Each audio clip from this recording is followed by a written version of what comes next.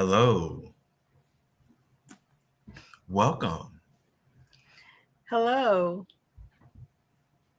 This is Live with Ray and Kay, brought to you by Kay the Reader's YouTube channel. I want to welcome everybody here this evening. We're going to have a great time today celebrating the Yay. release. This is a, as some people would say, this is a celebrate. We're gonna be celebrating the release of Kay the Reader. Also, well, legally she's Karen Talley, but affectionately known as Kay the Reader. We are celebrating the release of her poetry collection, Something on the Inside Poetry Collection Yay. by Karen Talley. Welcome, Karen K, to the live. I don't know why I'm welcoming you to your own channel, but anyway, welcome, Kay. Thank you, Raymond. Thank you so much. First of all, I want to say thank you, Dee Dee. She is all the way in France and she stayed up. Thank you. Hi, DL. Merci, Hi, everyone merci. else. Yes, this is exciting. This is exciting.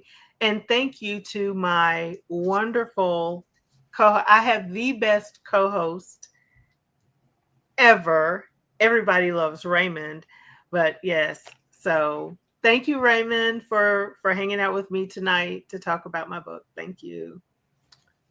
You're welcome. I'm glad to be here with my co-host, Kay the Reader, and we're going to have a great time today. But first of all, as we begin our discussion today, I do want to introduce our guest. I mean, y'all know who she is, but let's really get to know Karen Talley. All right. So I'm gonna give an introduction. I'm gonna read what's on the back of the book. So, something on the inside is a poetry collection written during the author's journey from adolescence to adulthood. Through light-hearted verses and profound reflections, these poems encourage readers to explore their own experiences with love, self-awareness, social consciousness, and faith. Karen Talley, our Yes. guest and channel owner of this YouTube channel and author of this book, resides in upstate South Carolina, where she has spent most of her life. She has several business degrees, including a Master of Science in Management from Southern Wesleyan University. Professionally, she works as a communications manager. Karen comes from a very large extended family, a faithful member of her church, and has been a member of the Rare Gems Book Club in her local area for over 10 years. In addition to writing poetry, she is an avid reader and a book influencer on social media. Karen also loves music, dancing, crafting, journaling, and crocheting. We need to add a couple more things, Kay. Uh-oh. Karen K is not just all of those things that I read here. She is also an actress. She is also an entertainer. Um, she mentioned dancing, dancer. There's something else that I'm missing and I can't recall. But Karen has a multitude of many talents. And of course, the most important one for today is author. So thank you, Oh. Karen K, for putting this book together. And if you don't know, this is one of Amazon's best sellers in Black and African American poetry in the top 100. Thanks to you all, good folks who pre-ordered the book in the last how much time? How much time they It's been since March 15th. March 15th. Okay. So yeah. So y'all been putting K up there, beating some other poets and they've been in like a tug of war type thing. Great time. Great time. So thank y'all for pre-ordering. If you haven't bought your Thank copy you. of her book, get it today. And also Kay's book, Something on the Inside, is listed as one of the 12 most anticipated books of 2025 from the blog Ballads for the Mind. So yes, let's go. All right. Thank you, Raymond. Thank you. Thank y'all, everybody. I see your comments. Thank y'all so. Y'all not gonna get me to crying on a Friday night. Thank you. It's okay. You want to start? You want to ask? You want me to ask you a question now, or do you want to? How you What want to start this? you are the MC of this party, sir. So I'm following your lead. All righty. Well, okay. We are today, as we've said, and this is the point of our interaction today, is the release date of your book. Why did you pick April 4th as your release date? Tell us that. Tell us what's the significance of that date. Well, I couldn't decide when I wanted to actually release the book. At first, I was going to release the book on March 15th. That's the anniversary of the day that my mother passed away, and I thought what a great way to honor her would be to release the book that day. But then I thought about it and I said, no, I don't think I'm going to be emotionally equipped to handle that. So let me pick another day. And while I was thinking, our good, wonderful friend Alicia from Pretty Brown Eye Reader said, why don't you release the book during National Poetry Month in April? And I thought that is a fantastic idea. So she and I went back and forth with a few dates. And I said, well, I can't do, listen to this one, y'all.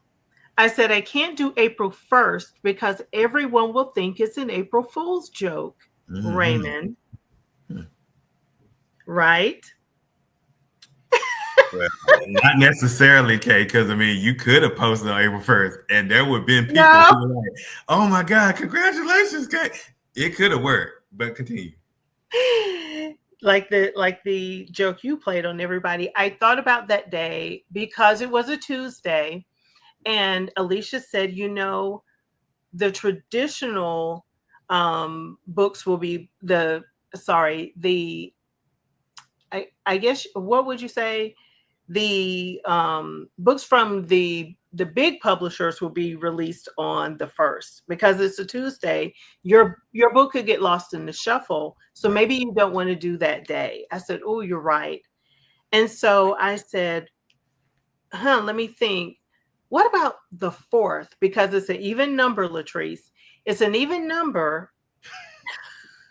So I said 4-4, and then I said, that's also Maya Angelou's birthday. So perfect. So that is why I picked April 4th, 2025. Okay. That's why I picked today. And can you tell us a little bit about what Maya Angelou means to you? Oh boy. Oh, she just means so much. Her poetry, her writing in general, her life story.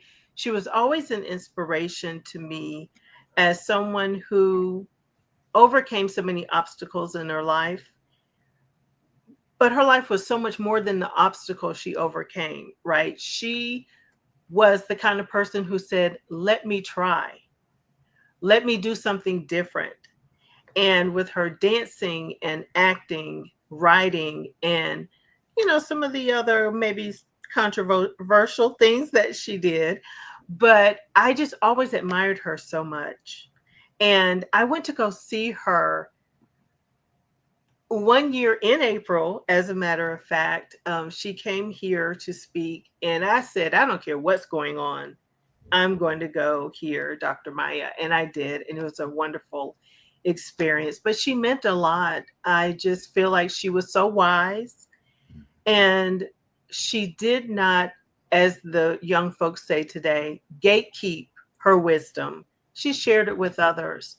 And it's always been one of the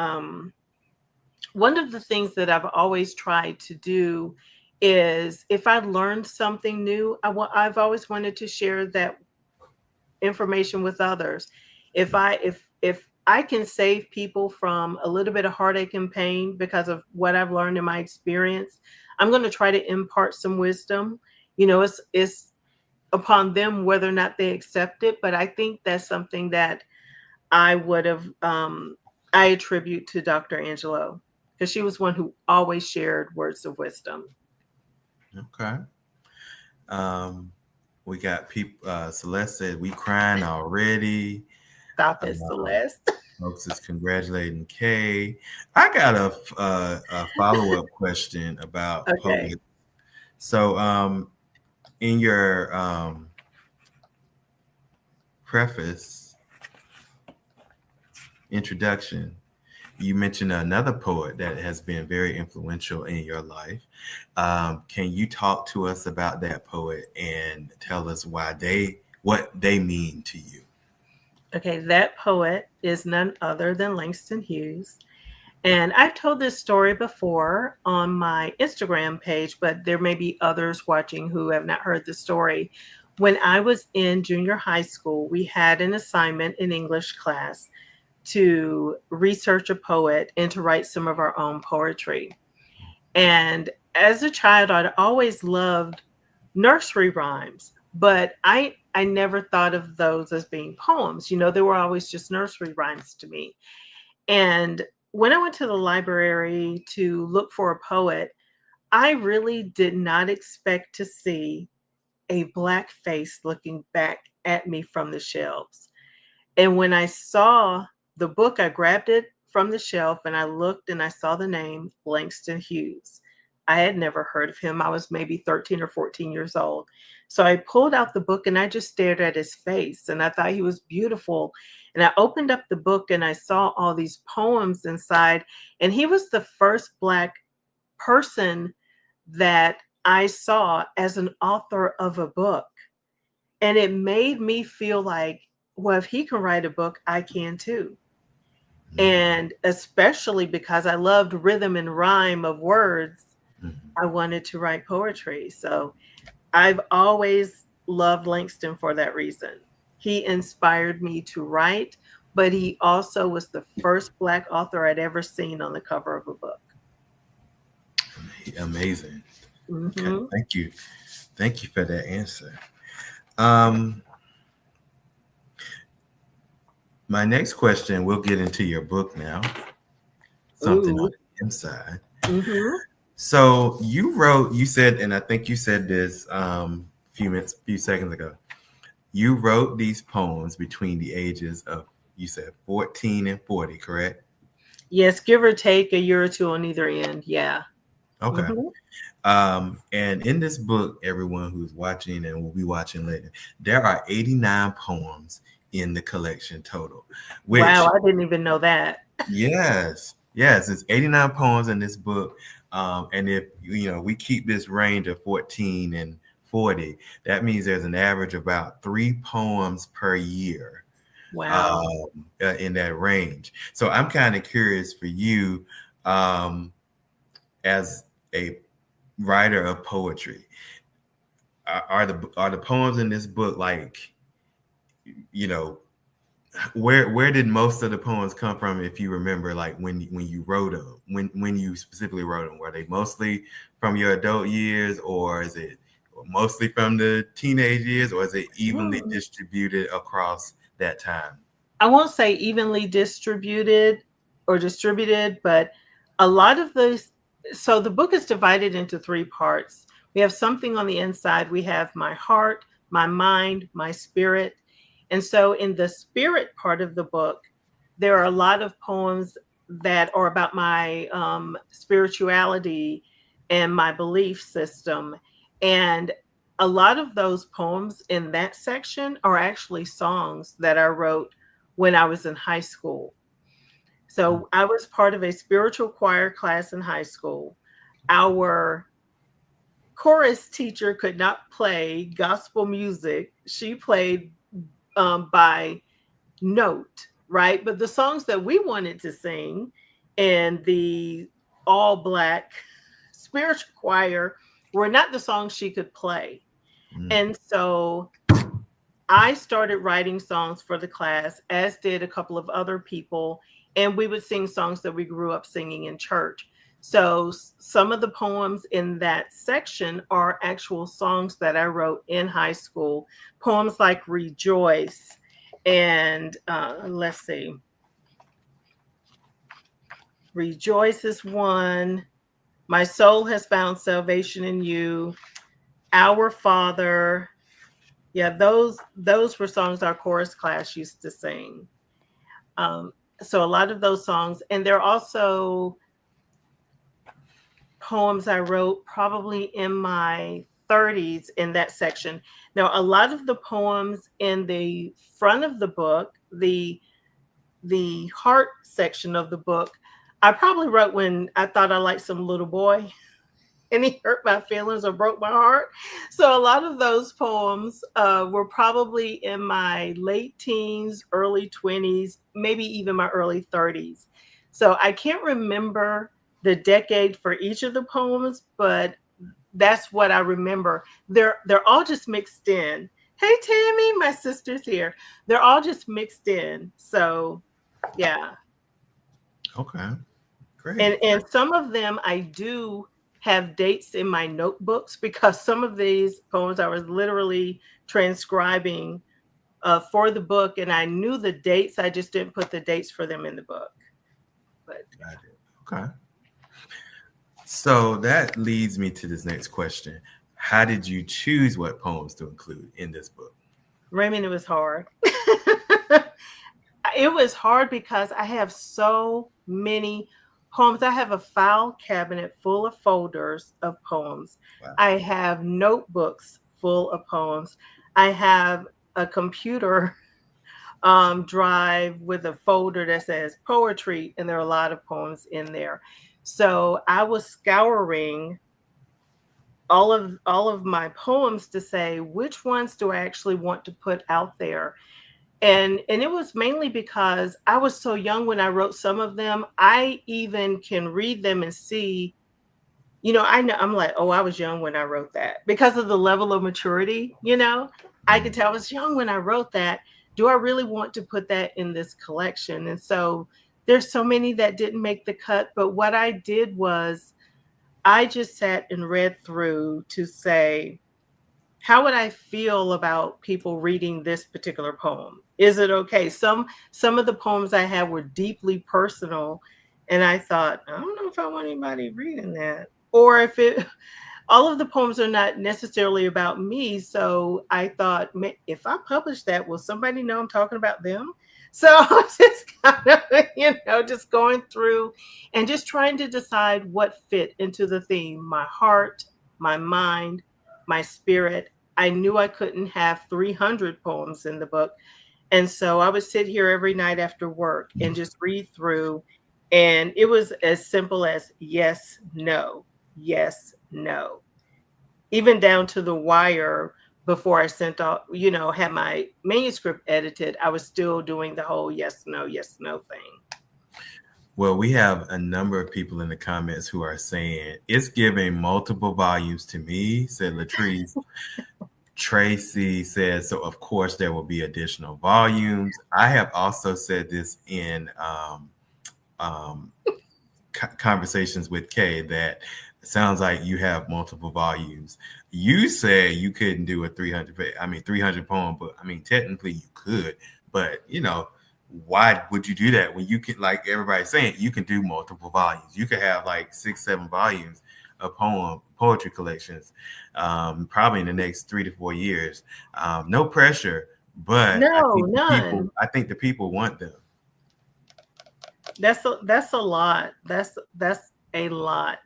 I personally feel unless you are a Langston, a Maya, a Nikki, a Gwendolyn, a Rita, a Sonia, someone like that, where you are taking releases from over decades and you're putting them together in a collection, that's when you get 300 poems. But to publish a book of 300 poems, I don't know. I don't know about that. I don't know. I see the messages, Raymond. I see. You could, Kay. Or maybe I figure out something else to do. I don't know. I don't want to get ahead because you might have a question related. But I was going to say that because a lot of these poems were written when I was so young, I would like to see what I might come up with at this ripe old age of 54. You know? Mm-hmm. Thank you. Thank you. But yeah, I would like to see how what my writing style is now. What would it be? How different would it be writing at this age versus when I was 18 or 25? You know? I have a question for that. Okay. I was going to ask you, how has your poetry writing changed for you over time? When I was younger, and I see my friend Sandra in the chat, we were just talking about this earlier today. When I was younger, because I fell in love with nursery rhymes as a small child, I was really locked into rhyme. My poem, I wanted every poem to rhyme. It took me a long time to break free of that mentality and allow myself to write free verse. So I would say writing free verse, and the people who study poetry would appreciate this, but using different literary devices. There are different poetic devices that you can use when you're writing. And although I have implemented some of those devices into some of my poems, and people may recognize those devices if they have studied English or studied poetry, I really would like to break out of the rhyme scheme and use more literary devices and to use more free verse in my work and challenge myself to just write in a different way. Mm. So like there's a poem, let me see if I can find it. Do I even remember the title of it? Listen. um Oh, it's on page 55, and it's called Recipe, and I wrote it in 1986. So let me turn to that one.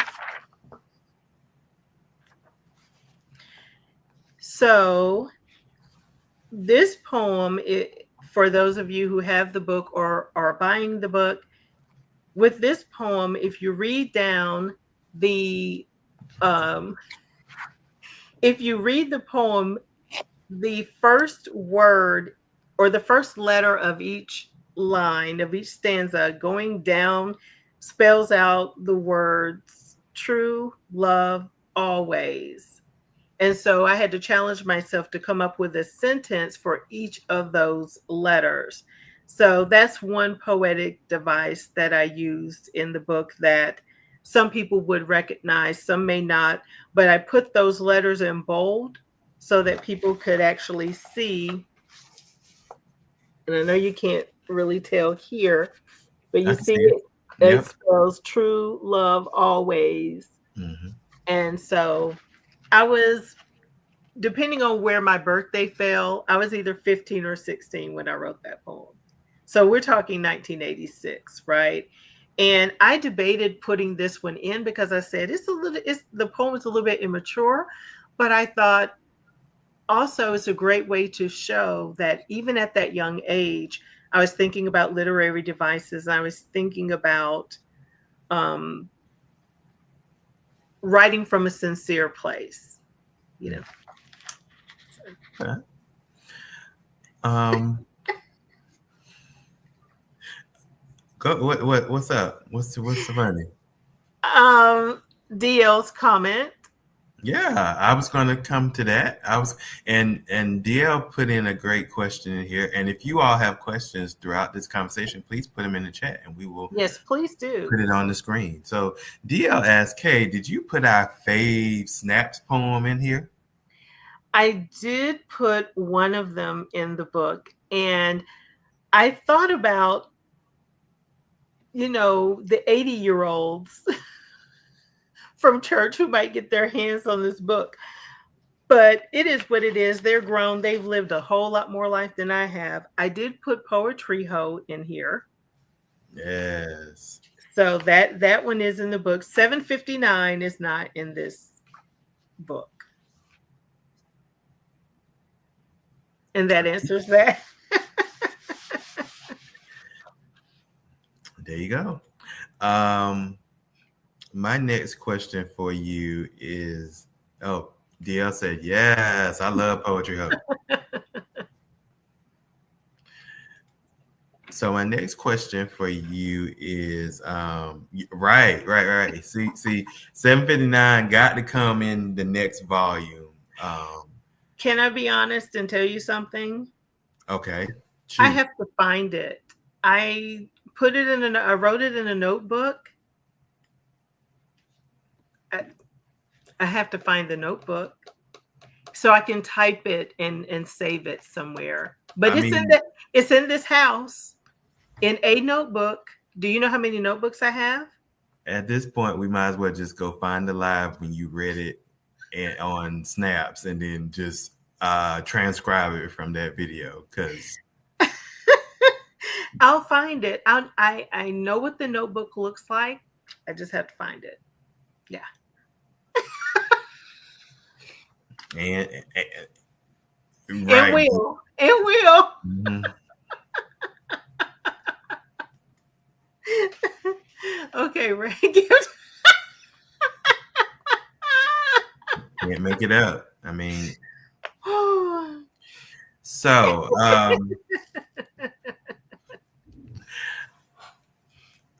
so you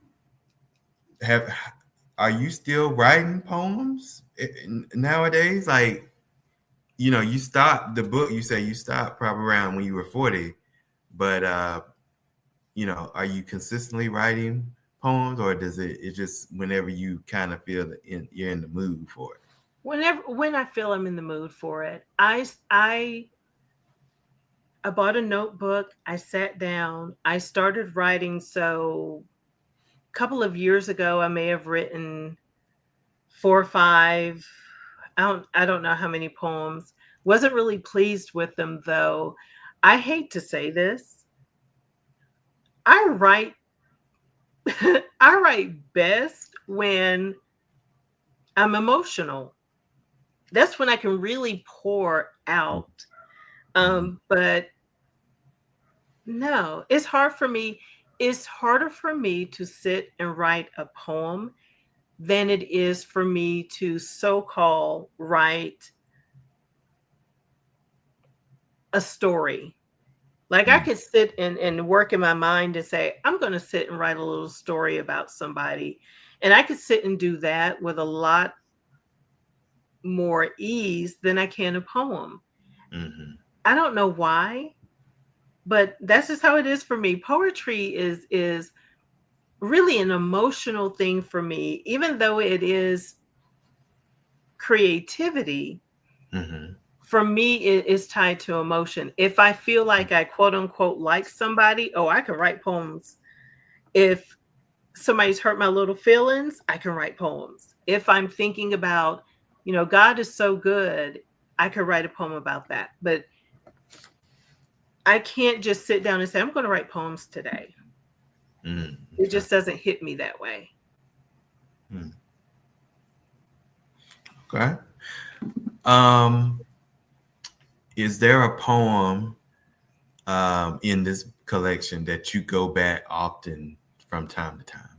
Poem or poems? Yes, there are several. There's one poem in particular. Do you want me to read it?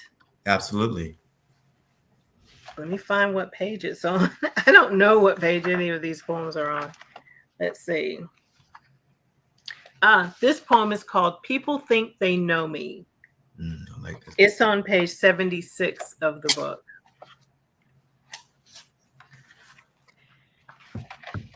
People think they know me, but they don't really know me.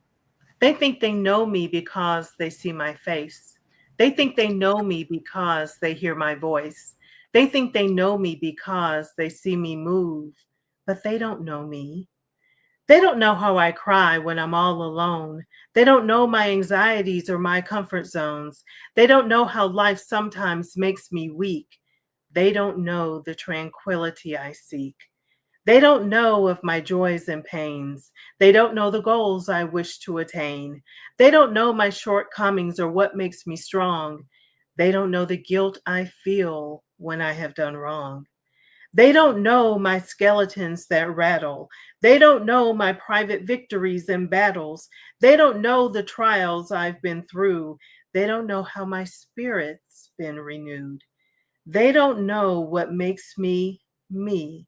So they should leave me alone and let me be. I refer that to that one pretty much because sometimes people think they know who you are, but they don't really know. They are looking at you through either a certain lens or the box that they have put you in. And if you step out of the box that people have put you in themselves, you step out of that box or you do something outside of who they think you are, then they may feel some type of way about you. But the truth of the matter is, you never really knew me. You made assumptions. You put me in a box. You wanted me to be who you wanted me to be. Or you thought I was who you wanted me to be. But if I don't act within your assumptions, then something's wrong with me, or I'm different, or I've changed. It's like, no, you never knew me to begin with. So we have a request. Okay.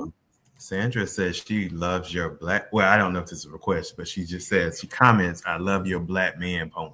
Oh, I love that one too. I wrote Black Man back in, I think it was either 1999 or 2000. I was sitting at work at this company called, well, it doesn't matter what the company was called, but I was sitting at work one day and we were all sitting around just talking about men, relationships, that sort of thing. And I was really writing heavily at that time. And I went home and started reading my poems and I said, every poem I have about men, every poem is negative. Why is that? There are some good Black men out there. And so I said, you know what? Let me write a poem honoring and celebrating Black men, because at that time my son was very young. And I said, I want him to be considered one of the good ones, right? And so I wrote this poem in honor of Black men. Oh, and can I tell a funny story about this poem? Sure. Y'all, I was always such a huge Prince fan. Okay. I loved Prince. Like, I loved some Prince. And in my, let's see, I would have been like 29, 30 years old when I wrote this poem. In my mind at that age, I thought, I'm going to write this poem. It's going to blow up and go all over the world. Prince is going to hear this poem and feel excluded.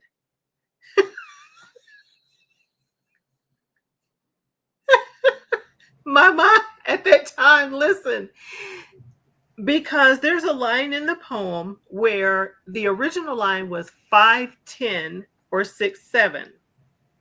And I had to Google. I said, wait a minute. If this blows up, Prince is going to feel excluded. So I went to Google and said, how tall is Prince? And it came back and said 5'2". And so I changed my poem out of delusion that he was going to hear this poem one day. Okay. So if anybody questions, why does it say 5'2", that's why, in honor of Prince. Okay. Here we go. The poem is entitled Black Man. The truth of the matter is, there is nothing more beautiful than a Black man, whether 5'2" or 6'7", yellow fabulous or chocolate heaven. There is nothing more beautiful than a Black man, long and lean with deep brown eyes, wavy hair or dreads with strong, thick thighs. There is nothing more beautiful than a Black man, Bald head with goatee, cornrows, or a fade, a little thick, a little thin. Oh, the choices to be made. There's nothing more beautiful than a black man. Scholarly or not, Wall Street or hip hop, I'll sing your praises to the mountaintop. Head of the home, provider and lover, obedient son and loving brother. There is nothing more beautiful than a black man. A mighty protector you've proven to be, sacrificing your life to keep me free, working for crumbs when the table is bare, praising the Lord, leading the family in prayer. There's nothing more beautiful than a black man. Holding my hand when fear emerges, remaining faithful, suppressing your urges, proving your strength by turning the other cheek, having high hopes when the situation is bleak. There is nothing more beautiful than a black man. Treating me like the queen I was born to be, never disrespecting, dishonoring, or disgracing me, giving me credit when it is due. Oh, black man, how I honor you. There is nothing more beautiful than a black man. Mm.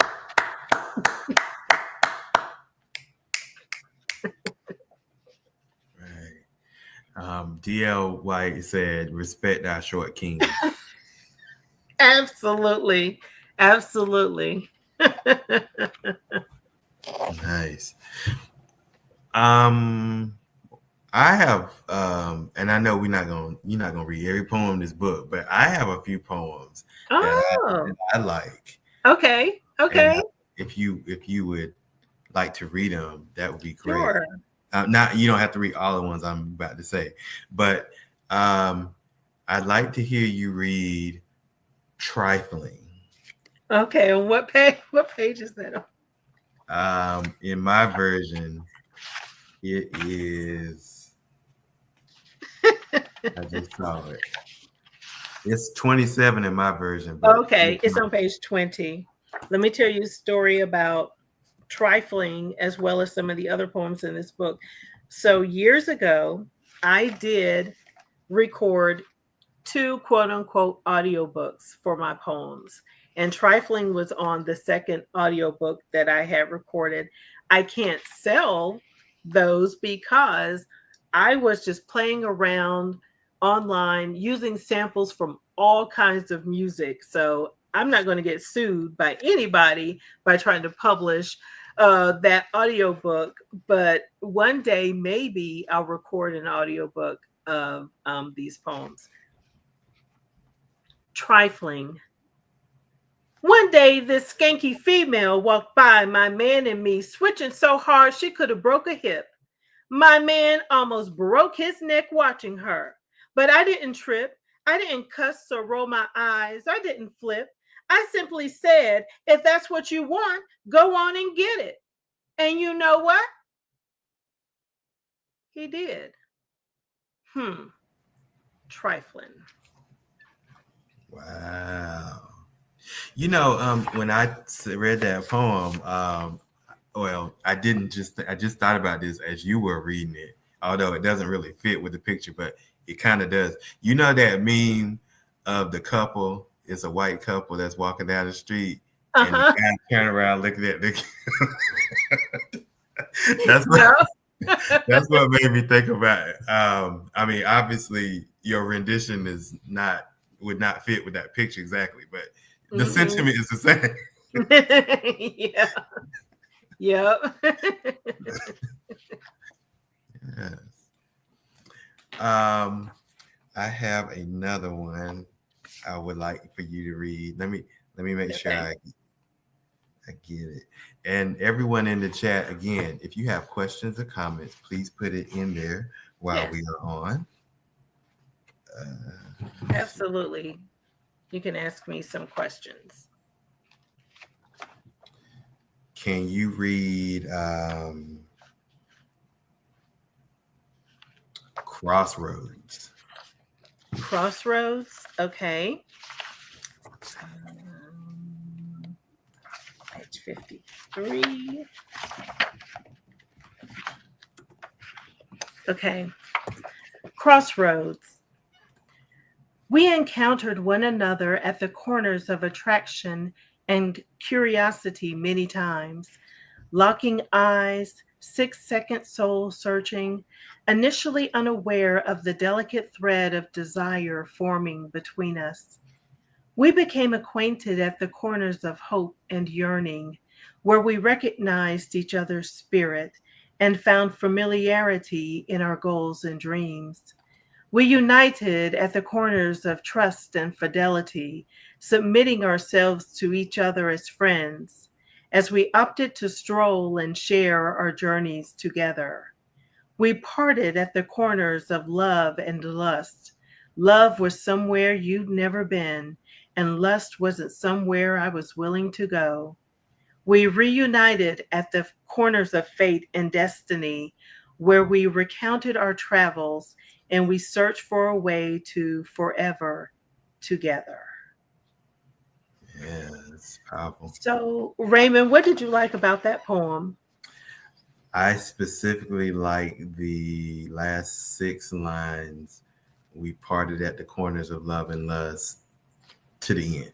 Yeah. I like the imagery that you were conveying in those lines, and that was interesting to me. So, Okay.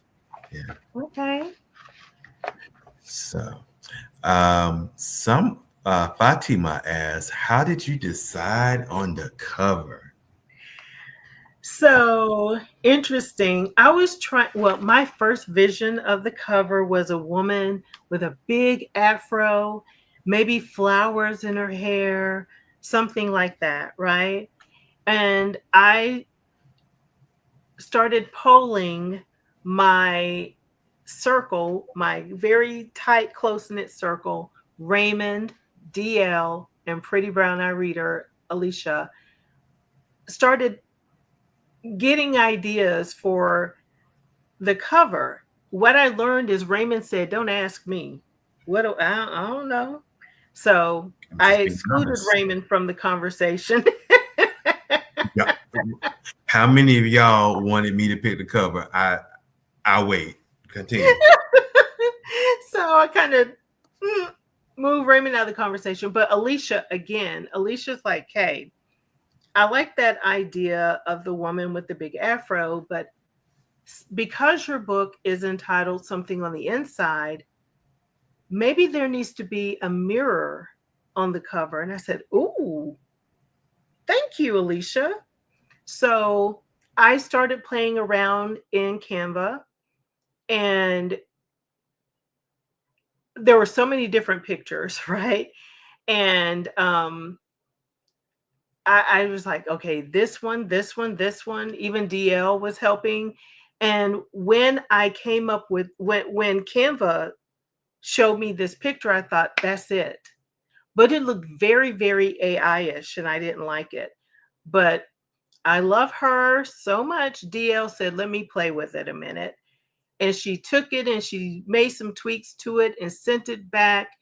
And we played with the picture, with the font, until we decided on, or I decided on the finished product. But I have to acknowledge Alicia and DL for helping me with this cover. I didn't do it all on my own. So it was my idea to put the woman somewhere surrounded by trees and flowers, because y'all know I love trees and flowers. Alicia came up with the idea for the mirror. I wanted a woman with an afro, and I wanted her to be kind of thick. And DL came up with a way to make it look a lot better than it did in the original design. So thank you all so much, DL, Alicia, Raymond. Thank you for stepping out of the way, because you were like, why are you asking me? So thank you. You know, I also want to thank Alicia and DL. And you know, sometimes you got to know when to step out of the way. You got to know when to not be in your lane, or know what lane is your lane. And I knew this wasn't my lane. Raymond was like, why are you asking me? So thank you, Raymond, for that. Absolutely. Absolutely. So, questions for anybody in the chat. Again, you can put them in the comments. Yes, As if you we have go on. questions, please ask. I have a question, another question for you, Kay. Okay. Have you ever rapped before, or written your own rap? I should say. Okay. Yes. I have a friend that I went to college with. His cousin, brother, somebody, I think it was a cousin of his, wanted to be a rapper. Of course, this was back in the late 80s, early 90s. And there was how those raps had a very distinctive kind of sound. He was from New York. So I did write a I did write a rap. And of course, they were like, no, thank you. But I don't remember all the words. I remember some of the words to it, but yeah, that's not necessarily my lane. Okay, well, the reason I asked this question was because there is a particular poem in your book, Ooh, okay. um, Impasse, and you have a stanza. When I was reading, I was like, Kay up here rapping. Kay is rapping.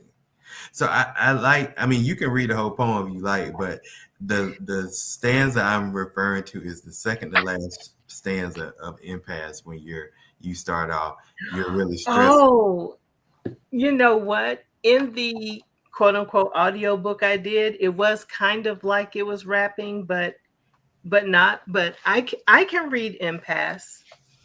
Okay. Look at you standing there all tall and honey brown, dripping fine like sweat. The things a girl like me wouldn't do to get next to you, but I can't. I digress. You know it would lead to all kinds of mess. Being that you met my girlfriend first and all, see, you ain't that special and I ain't that small of a person to go behind her back like that, even though you make me want to react like that. You are everything I ever wanted in a man, you see, but my girlfriend is so much more important to me. Through thick and thin and downs, through thick and thin and downs and ups and downs, can't diss her because you come around. So we just gonna have to chill for a minute. Cause if we pursue this thing, I'll know I'll resent it. I've been in bad situations, but man, this is the worst. Why'd you have to meet my girlfriend first? It's like our conversation is crazy connected. You listen intently, and I'm always respected. I must confess, it's getting harder to suppress these urges I possess. These feelings must be addressed. Before you and I press on and end up doing what we both know is wrong, how long can this battle go on before burst? I can't even read, sorry. This is the worst. I wish you hadn't met her first. I wish you hadn't met my girlfriend first, 'cause you're really fine and you got it going on. You move me, groove me, behoove me. I want to step to you when I know that it is wrong. You really stressing me. Oh, you really vexing me. I think you put a hex on me. No, not having sex with me. This whole thing is perplexing me. You're trying to get next to me. My feelings are complex, you see. I wish you hadn't met my girlfriend first, but you did. Mm. That last part, I could feel it. I was like, yo. I wish I could find the audio version of that. If I can find it, I will try to play it for you somehow. Okay. All righty. You have a question in here. What was the most frustrating part of this process for you? Sandra says she may know the answer. Oh, Sandra, I don't know. The most frustrating part of this process.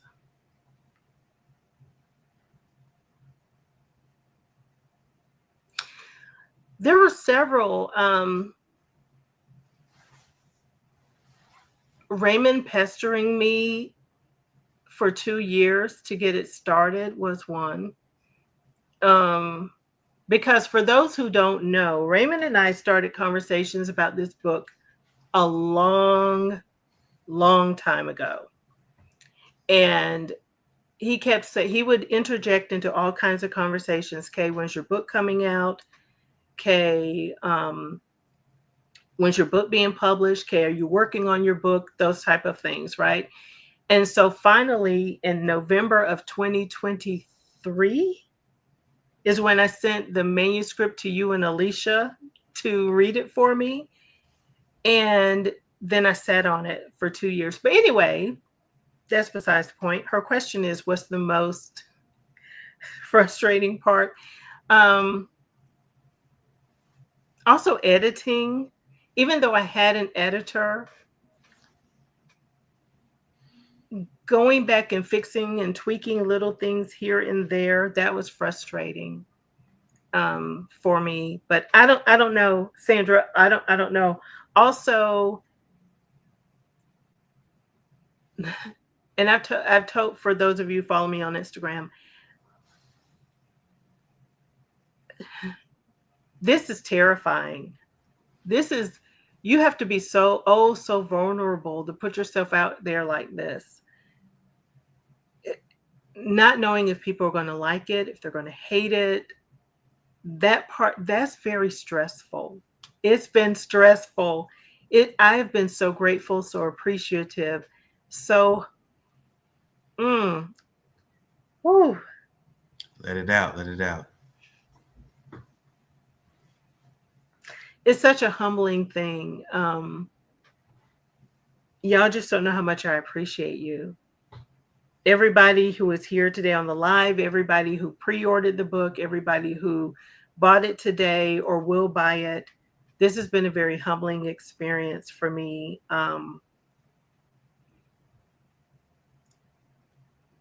Not knowing how people are going to feel about it has been frustrating.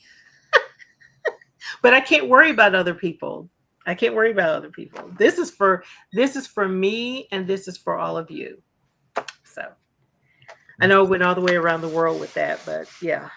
Can you talk a little bit about the publishing process of it? Like, I know you said a little bit about, having it reviewed by Alicia and I, and then you had a editor at the latter stages. But then can you talk a little bit about, if you want to talk more about that, or you want to talk more about the actual, like, getting it up on Amazon and Goodreads? Yeah. Like, talk about that part of the process too. Okay, so I didn't find it very difficult to use the tools that Amazon provided, but it is frustrating to decide. It was frustrating in deciding to put it there because I know how a lot of people feel about Amazon, but it's just easy to do it that way. Also, I don't want to be a bookstore. I didn't want to publish this book so that I could be a bookstore, so that people could pay me and then I ship out the books. And I just didn't want to do any of that. I appreciate the people who broke their boycott of Amazon to buy this book, because some people have said, I will never buy from Amazon again, but they bought the book. Or they said, I only buy Black from Amazon. And the fact that you chose to get my book, y'all just don't know how much I appreciate that. The fact that it would be very difficult for bookstores or libraries or whomever to actually purchase the book to sell in stores and things that's frustrating. But considering the fact that this was my first book, and that and Raymond fussed at me about this part. I just wanted the book out there in the world. I just wanted to fulfill this dream of having the book out there so people could read it. My goal is not to be this great, well-known poet that everybody flocks to. That certainly has not been my goal at all. But it's just frustrating that there is a platform out there available to make it easy for people to publish their work and get it out there. But because of who owns, or who still owns 6% of that company, even though it's only 6%, to a lot of people, that's still too much. And because they don't support that person, they don't want to support the platform.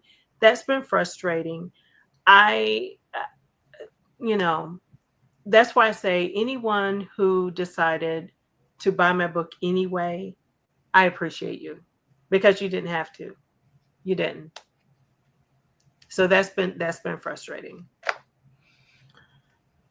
Billy asks, what's the most positive response you have received from your work? I don't know because it's so new, Billy. I haven't really received a lot of feedback yet. I will say that my editor, when I sent the manuscript over and she came back to me, she said, your poems were beautiful. And I really didn't have a lot of editing to do. That made me feel really good. But that's because Raymond and his red pen had already gone through and edited a lot of it. You know, he is a teacher. So he had gotten a hold of it. But I haven't received a lot of feedback yet, Billy, but I am looking forward to hearing what people have to say. In a way, I'm looking forward to it. In a way, I'm terrified. Let me be real. I did not edit as heavily as Kay is suggesting. First of all, I don't even use a red pen. Second of all, Track changes. I told Kay, you sure you want me to review your book? Because I just read poetry. I don't write poetry. But she said, no, I want you to read it. So she pestered me into reviewing her book. But, I was happy to do it. There was minimal edits. I mainly was looking for spelling and grammatical stuff. I didn't feel comfortable myself to highlight or call out poetic devices that I am not well versed in. Yeah. Well, you did a good job. Alicia did give feedback as well. So taking Raymond's feedback, Alicia's feedback, and things that I edited myself, I got it to my editor in a place where when she gave me the document back, the manuscript back, I was like, where are her edits? Because there weren't that many. And so I'm glad about that. I'm glad she didn't have to go through and do a lot or tell me there was a lot I needed to go back and change. Thankfully, I was able to get it to her well edited to begin with. So that was a good thing. I was going to say something else, and now I can't remember what I was going to say, but okay. Oh, thank you, Sandra. Sandra is a good friend of mine, and she had an art copy. So thank you. I appreciate that so much. And I'll just say that Sandra took me out for lunch today. We had a great time, a great celebratory time today. So that was really nice. Yeah. Mm-hmm. What did y'all eat? If you mind me asking that. Oh goodness, we had flounder sandwiches, we had lobster and shrimp dip, we had chocolate cake, we had salad, we had bread. We ate. We ate so good that I'm not going to eat again until tomorrow. Wow, that's real good. I'm hungry, and I just ate dinner like a couple hours ago. I just got hungry right now. So, we can do I can announce the winners of the giveaway now, or do we want to get some more questions in? Yeah, I would love some more questions. I could also read something else. Let's see.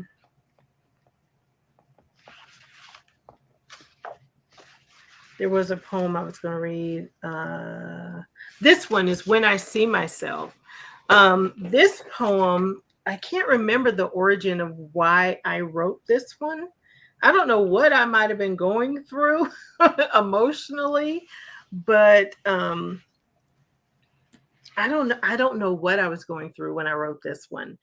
But it's one of my favorite poems that I've ever written. And it is entitled When I See Myself. And then the book is on page 78. When I see myself. It's when I see myself that I am most afraid. All of the wrong I've done, all of the mistakes I've made. It's when I see myself that I am most afraid. The mirror doesn't tell lies, although its truth I despise. On its truth I can rely. Can't even face the mirror and look into my own eyes.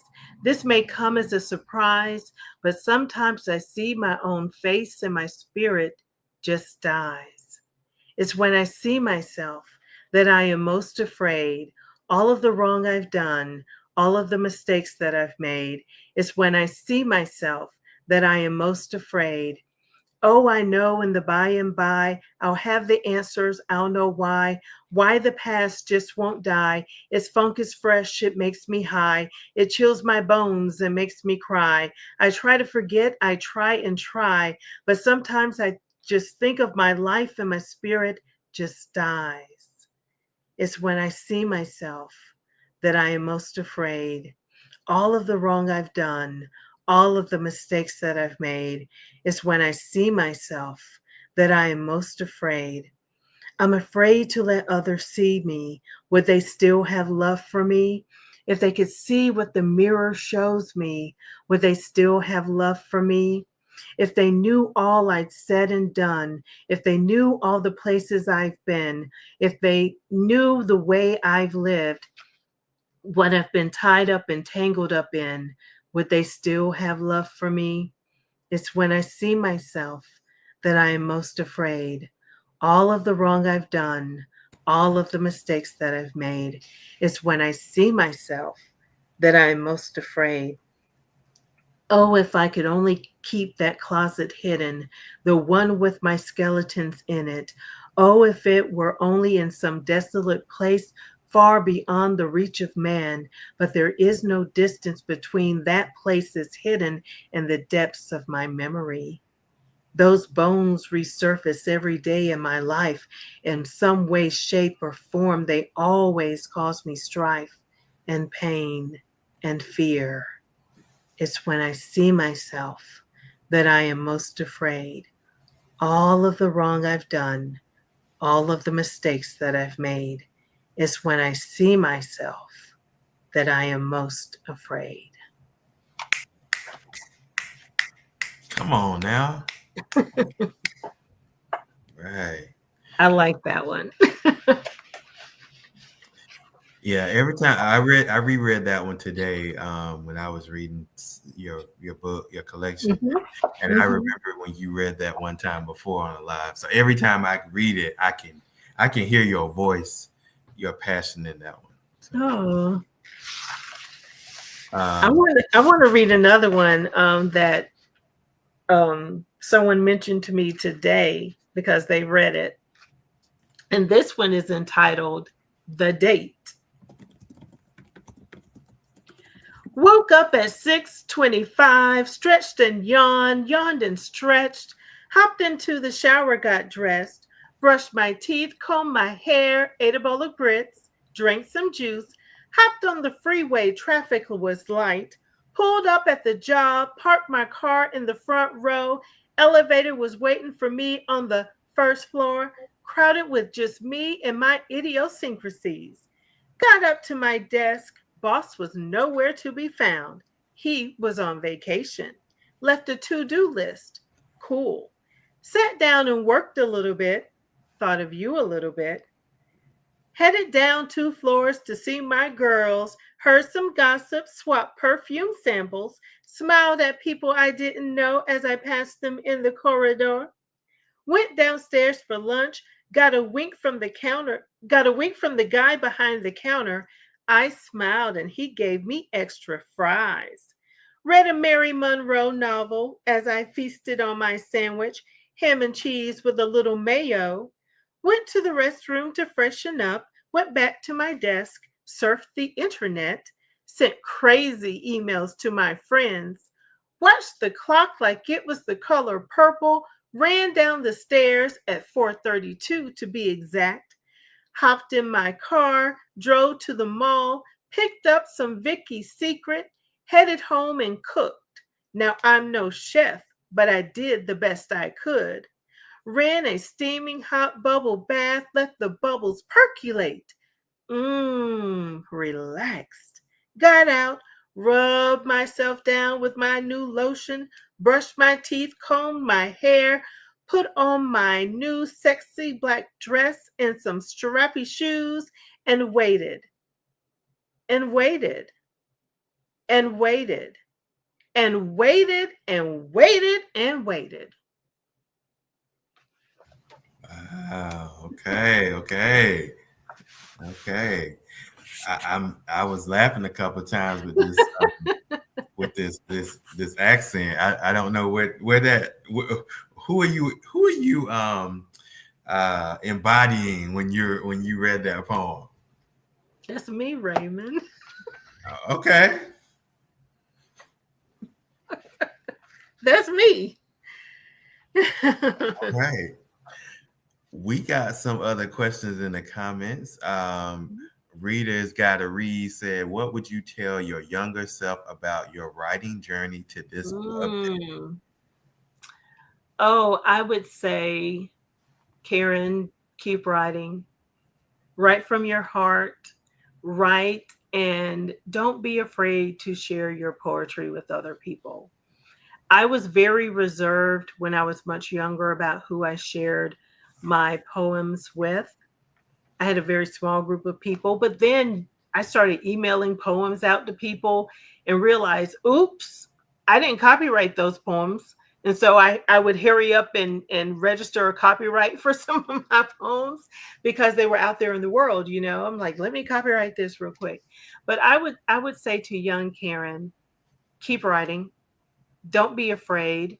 Write to your heart's content. Write even if you think it's something that other people won't like. If you like it, it's okay. Write it. Keep writing. And don't be afraid to be creative. Yeah. Sherry asks, "Has your son read this yet, and what does he think about the book?" My son has not read it. My son is not a reader. Uh, my feelings will not be hurt if he never touches the book because I understand that that's not him. This is not what he enjoys. I didn't even tell my son about the book until I announced it online. My grandson, my 8-year-old grandson, knew about the book before my son did. I thought Jackson was going to tell his dad, but he didn't. But once I put it out there on March 15th when I announced it, I said, "Oh yeah, did I tell you I wrote a book?" He said, "Oh, you did?" And I showed him, I showed him the book. He said, "Oh, pretty cool." You know, that was it. He's not really interested in reading the book, but his mind is going, okay, how can we take this and turn it into $1 million? That's where that's where his mind went. Sandra, let me say this. When you say that's a Jill Scott, she was an inspiration for that poem. Yep. I thought when I wrote it, I was thinking about how would she read it? And so, yeah, she was a big inspiration. I wrote that poem probably when she came out with A Long Walk. Remember that song? Let's take a long walk around the park after dark. I probably wrote the date after hearing that song. Yeah. I had a question from Celeste, Uh-huh. but I know she's going to walk out. But I'm going to still post it up here. So Celeste asks, "Will you do a signing locally?" Well, I have been presented with a couple of opportunities. So we are having a tea at my church, and I didn't want the tea to be all about me, my book. I didn't want people to think they had to bring money or have to buy the book to come to the tea. But for anyone who actually buys the book, if they bring it to the tea, I'm going to sign it for them. They're actually going to have a something on the inside themed tea this year, which I thought was so flattering. I don't know what all the activities are going to be, but they're going to use the themes of my heart, my mind, my spirit, like in the book. So I'm excited to see what they end up doing. Reader Than Blogger reached out to me on yesterday. She lives here locally. She works at a bookstore. She messaged me yesterday to say that the event director at the store is offering me the opportunity to come into the store and do a pop-up book signing. So what that means is I have the opportunity to sit in the bookstore with my books, and anyone who comes in, if they want to read, buy the book from me, of course, I can sign it there. But it's not like an author event where people are paying to come and listen to me read. It is different. It's just I will get a corner in the bookstore, and if people buy the book from me, I'll be able to sign it. So I was so flattered for that opportunity. I never would have thought it, but God connects you with people. I feel that I feel that we are connected to people for a reason, and that connection with Kayla from Reader Than Blogger has given me this opportunity. And plus the fact that I went to, I don't know how many events at that bookstore last year, right? It's been a lot of money there. Um, but yeah, I believe in connection. And so it was a blessing for her. She said that she went to bat for me and said, "Oh no, you have to do this for her. You have to do this for her." And Alyssa was like, "Sure, tell her to reach out." So I'm going to reach out to Alyssa probably Monday so we could set something up. Nice. That's great. I'm glad to hear that. Yeah, it's exciting. It's exciting. Would you like to read another poem? Sure. Let me think of one. Well, I should have said I have a poem I would like to read. Yes, sir. Can you read? These are short and they're back to back. Can you read Destination and can you read Road? Okay. I love those too. These are on pages 71 and 72. Destination. I tiptoe through the meadow of peace, being careful enough not to trip over the rock of iniquity. I swim through the sea of confidence, being careful enough not to drown in the waters of arrogance. I climb the mountain of faith, being careful enough not to slide into the valley of doubt. I travel the road of righteousness, being careful enough not to exit onto the highway of carnality. I tiptoe, I swim, I climb, I travel. Eventually, I'll get there. Well, that was pretty good. Yes. I haven't read some of these, Raymond, in years. Okay. Before you go on to Road, please. Mm-hmm. I just want to say that what caught my eye on that. Okay. That poem was that middle section, climbing the mountain of faith. Not to slide in the valley of doubt. It gave a little bit of I mean, it's not exactly, but I got some imagery of like the Psalms a little bit in there. Oh. Yeah. I don't know if that was your intention, but that's what I got from it. And then when you say not to exit into the highway of carnality, I'm like, my goodness, like, yo. I know that was a good line, right? Y'all better not be playing out here with Kay. But yeah, I like women. Let me read that again. So, I travel the road of righteousness, being careful enough not to exit onto the highway of carnality. I wonder what I was going through when I wrote that. I don't know. Okay, you ready to go to Road? I am. Okay.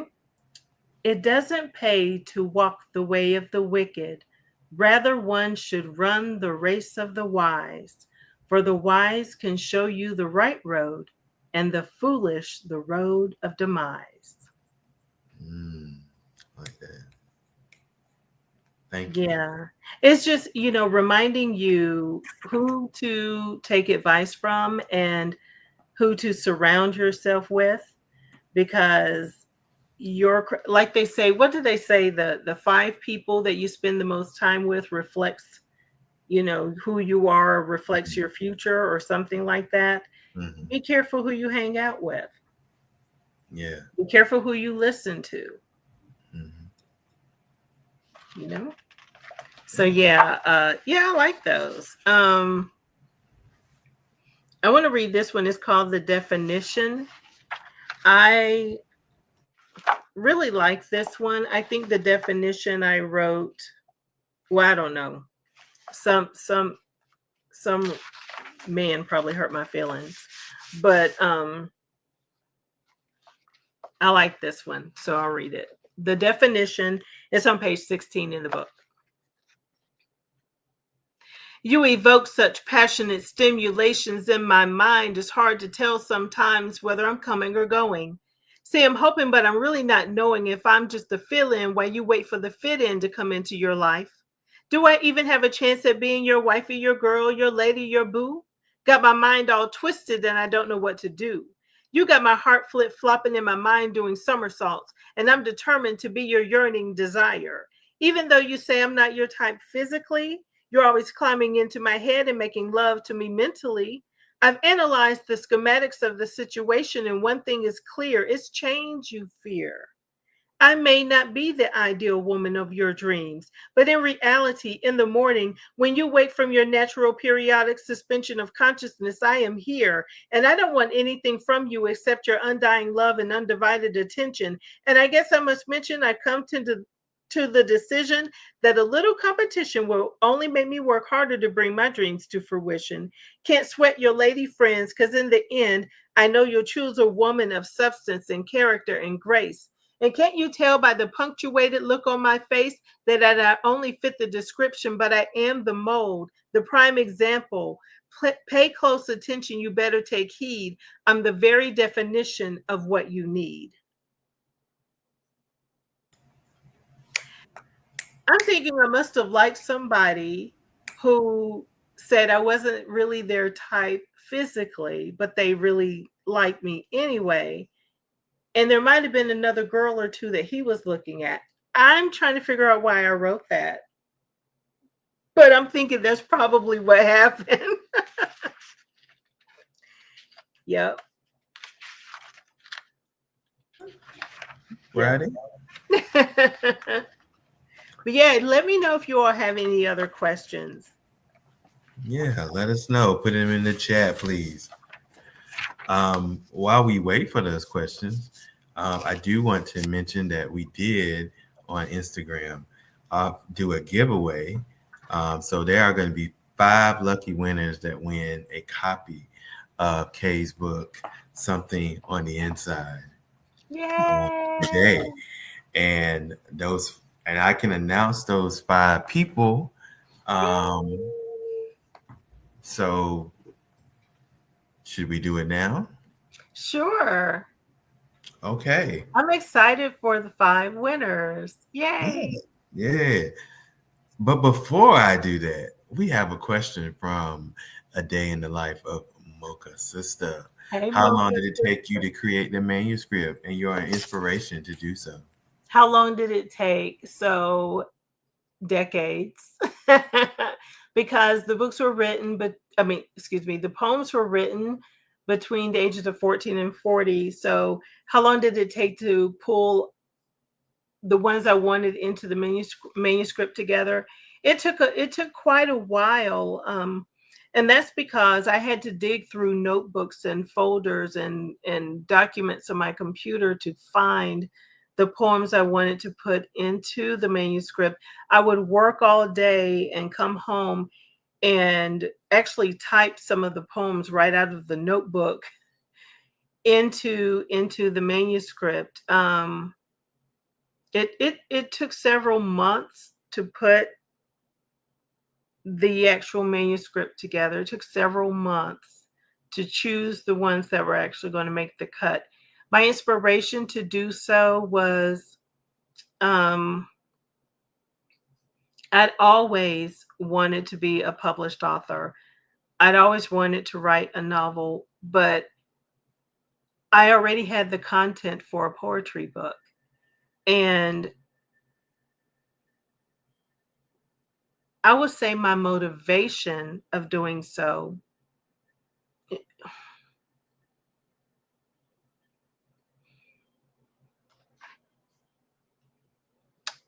before my mom passed, we had a conversation about me wanting to be a writer.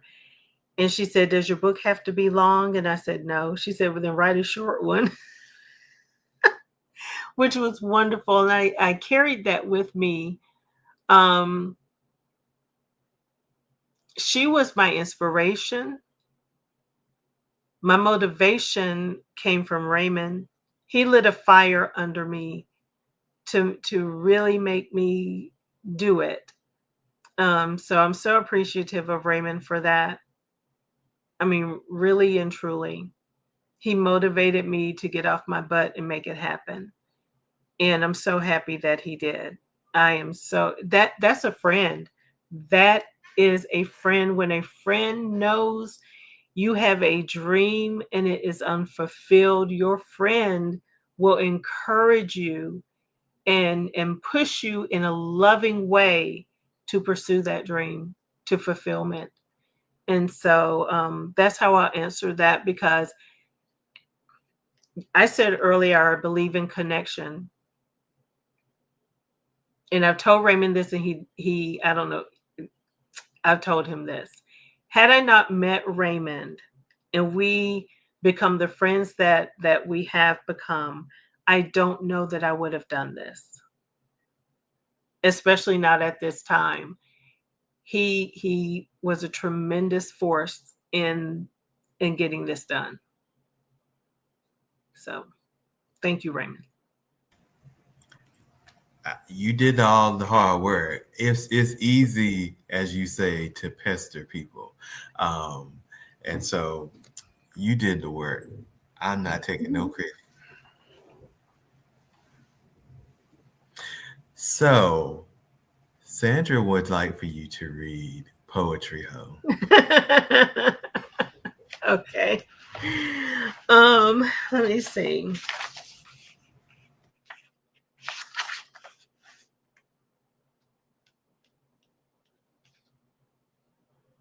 I'm trying to find what page it's on.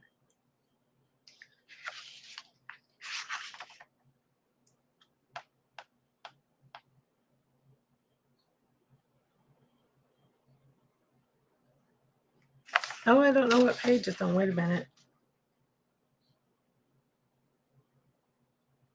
Oh, there it is, page 60. Let me tell you the story behind Poetry Ho. So I used to go to here locally, we have a poetry reading on Sunday nights. I used to go every Sunday. And I was older than a lot of people in the crowd. And I would always see these young girls who would go crazy over the poets that hit the stage. So one day I went home and I had been on stage before. I read a couple of poems on the stage before. But one day I decided I was going to go home and write a poem that included the names of the poets that hit the stage. But before I could read the poem on stage, there were a lot of things that happened. A lot of people who were part of that whole poetry group, they all fell out. Some people got into some trouble with some things. And so I said, well, I can't go up there and read this poem now because there's a lot of discourse. There's a lot going on. So I changed the poem and took out their names and just left it as it is. So sorry to the elderly people at my church who will be reading this poem. It's not scandalous, but it is what it is. It is Poetry Ho. They call her a poetry hoe because I can't even read it. They call her a poetry hoe because she shows up to every single poetry show, sitting all cute, bosoms all exposed, legs crossed at the ankles, but never fully closed. She'll devise all type of ungodly machinations for 16 bars and 2 verses. Spread her legs for a sonnet, have you screaming out curses. Blow your brain for a quatrain, curl your toes for a haiku. You burst out with a sonnet, ain't no telling what she'll do. She nods and grins and claps and shouts, but she doesn't know what the heck they're talking about. She whispers to her friend, girl, that man is good. Knowing good and well she ain't understood nothing that Negro just said. She just wants to get a poet in her bed. She thinks when they make love, he'll speak in rhyme. She's stupid. But she shows up faithfully each week, waiting on Cupid to give her a poet with soft curly hair, an old soul's good looks, or an emotional flair, versatility and wit, soothing smooth lines, big smile and charisma, nice body, clever mind. If he has a voice, rich or rough, it don't matter. All she wants is a poet served up on a platter.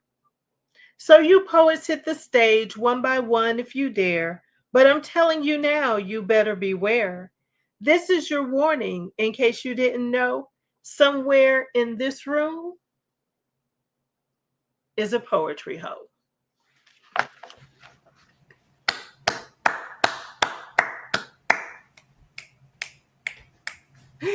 Right. Yes. Yes. Thank you, Shay. Shay is like bosoms.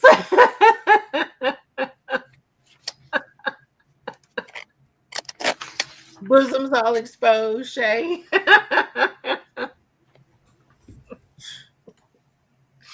The after party tonight on Instagram is going to be fun. Okay. So I'm going to announce our winners of the 5 copies of the book, Something on the Inside. And so before I tell y'all the winners, we had 39 entries into the contest. And they had to do a number of things like follow Kay, follow myself, and then tag someone. So all 5 of these people did do those things. So anyway, our winners are, drum roll please. Yes. All right. Our first winner is Tish, also known on IG as Baby Girl Lit, is our first winner of a copy of Something on the Inside. Our second winner is Hillary, also known as Hillary Reeves on IG. Our third winner is Laura, also known as Laura DC on IG. Okay. Our fourth winner is Rachel, also known as Rachel Revish Randolph on IG. And our fifth winner is Yolanda, also known as Ritual and Revision on IG. Yay. Congratulations, winners. Congratulations. We will be reaching out to getting the details on how you will receive your copies. And thank you for participating. Thank you for participating. Yes, thank you so much, because listen, there are so many books out there. There are so many giveaways. You could have signed up for anything else. But you tried to win my book, and I appreciate it so much. So much. And I know that there are a lot of people, because we've heard in our own lives, right, Raymond? There are a lot of people who don't read poetry. They don't like poetry. They don't understand poetry. Poetry is just not their thing. And I completely understand that. But the ones who say they don't like poetry, but they would still be willing to support me, that's something special. That's really sweet. So yes. And if you did not win a copy of the book today, you can always buy one. And Kay, can you remind the people where they can buy a copy of your book and what format they can buy it in? Yes. So today, the book is available on Amazon in two formats, Kindle and paperback. So whichever is your preference, grab the book and enjoy. Yes, I for the record would like to show that. Hold on. I got an email this early, well, not this morning, actually last night around 11 o'clock, that my copy, the Kindle copy from Something on the Inside came and was delivered to my Kindle app and my actual Kindle. But yes, so as Raymond and I were on the phone talking last night. Yes. We were like, he was like, wow, the book is here. And I'm like, yeah, the paperback is live too. So yeah, it was exciting. Yeah. So before we wrap up, is there anything we want to, anything you want to say to our lovely watchers, viewers, listeners, to close us out? Kay, the author. Kay, the author. I just want to say thank you. I'm very grateful. I wish I would have written a poem for tonight, a poem of gratitude. But yeah, I just want to say thank you all so very much. I really do appreciate you. Thank you for hanging out with Raymond and I tonight. This was fun. It's always fun, right? Hanging out with you all. And yeah, I don't even know what to say, Raymond. I'm so humbled. I don't feel like the more I talk, the more I might want to cry. I'm so incredibly thankful and grateful. I am. This is such an accomplishment for me, and just thank you. Latrice said, "We love you, Kay." Thank you. A Day in the Life of Mocha Sister said, "We appreciate you and sharing your poetic talents." Thank you. Says, "Thank you, Kay." Omalola says, "Congratulations, a lovely evening." Thank you, readers got to read. Author, songwriter, actor, content creator. Yes, name all the titles. Dee Dee says, "Thank you, Kay."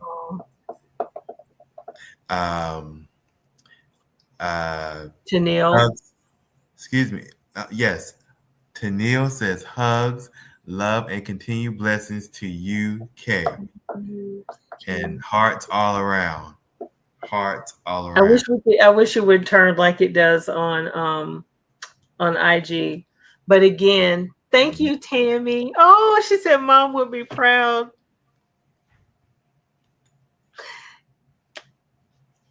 Yeah, I think she would be. What was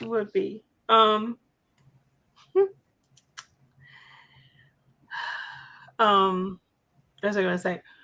I wish this would change. Again, Raymond, DL, Alicia, thank you for being a circle of trust and support. Thank you. I appreciate you all so much. I'm about to start crying too.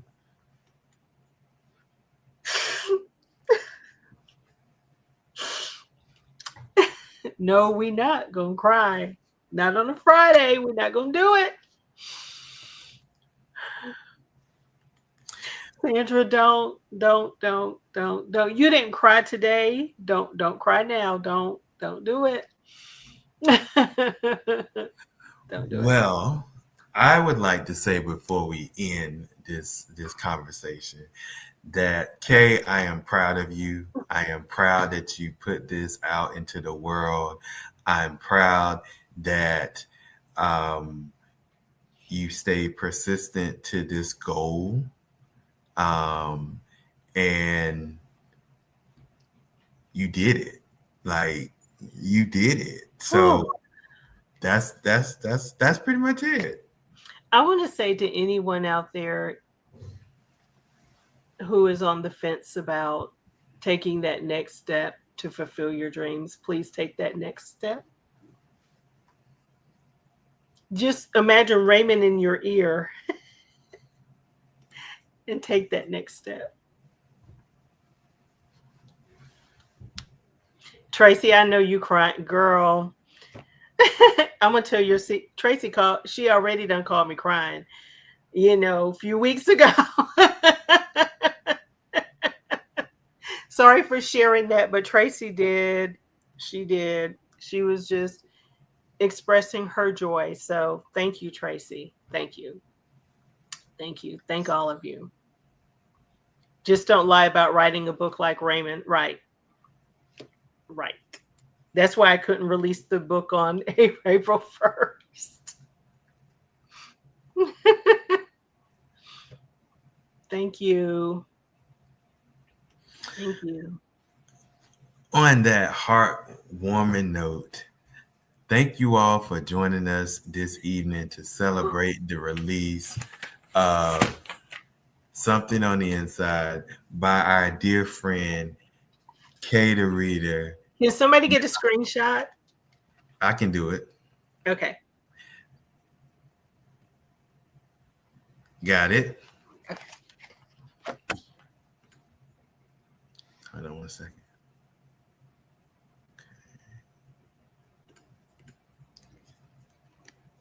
All right. Cool. I'll make sure I got it though. Sometimes I don't want to say it. Just do it one more time. Okay. All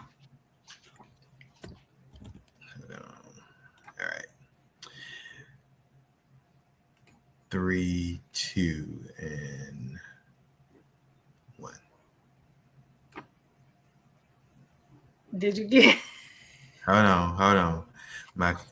My computer's acting crazy. All right, I got it this time. Let's go. 3, 2, and 1. Okay. I just want to say one other thing. Raymond doesn't cut up as much um, when he's not in his normal element. What He you did mean? a very great job tonight, though, didn't he, everybody? I don't know what you're talking about. I don't know what you're talking about. But anyway, yeah, I had a great time. This has been a great event. Glad to celebrate Kay's achievement and accomplishment. And that's all. Yes, Dio, he did. Raymond did a great job. Appreciate y'all. Thank you. Thank you. All right. Well, I think that's it, right? Anything else you want to say, Kay? Hit the like button, as Dee Dee says. Yeah, hit the like button. Subscribe. Well, follow me on Instagram. You can subscribe to my YouTube channel. Maybe that'll make me come back over here and do more on it. Yeah. But yes, thank you all so very much. And we want everybody to have a great evening.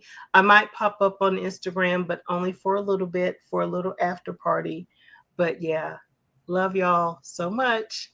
Thank you, Raymond, for taking the time to host this virtual book release party. We really do appreciate it. Absolutely. It was my pleasure. Thank you, Kay. Good night, y'all. Good night.